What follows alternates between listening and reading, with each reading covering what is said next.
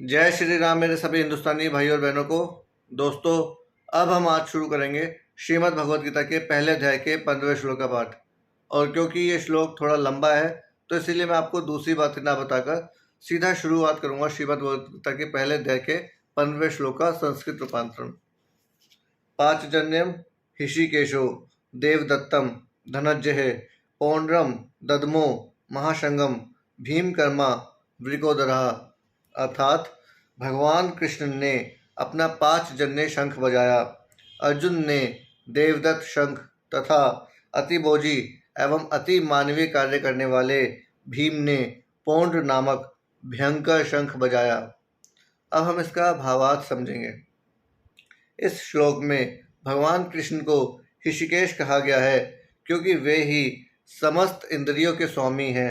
सारे जीव उनके भिन्नांश हैं, अतः जीवों की इंद्रियां भी उनकी इंद्रियों के अंश हैं। चूंकि निर्विशेषवादी जीवों की इंद्रियों का कारण बताने में असमर्थ है, इसीलिए वे जीवों को इंद्रिय रहित या निर्विशेष कहने के लिए उत्सुक रहते हैं।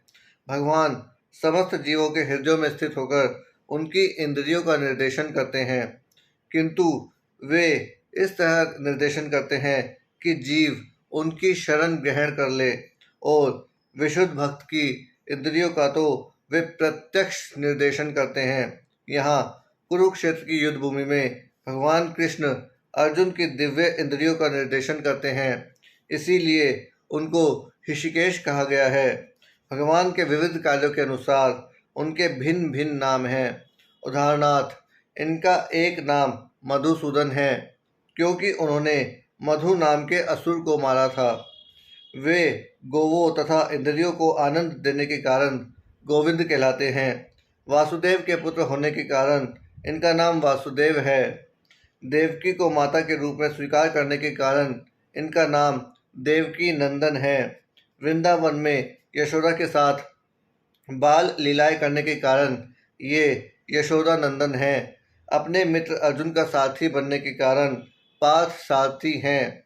इसी प्रकार उनका एक नाम ऋषिकेश है क्योंकि उन्होंने कुरुक्षेत्र के युद्ध स्थल में अर्जुन का निर्देशन किया।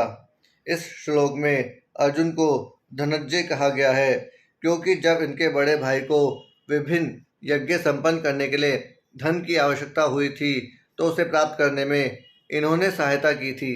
इसी प्रकार भीम वृकोदर कहलाते हैं क्योंकि जैसे वे अधिक खाते हैं, उसी प्रकार वे अति मानवीय कार्य करने वाले हैं, जैसे हिडिंबासुर का वध।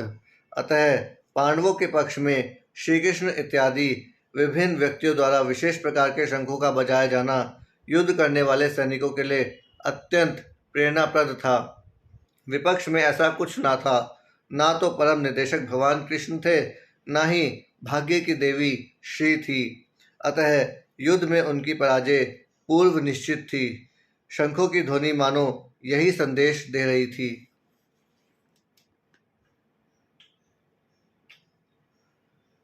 दोस्तों, आज के लिए इतना ही। धन्यवाद।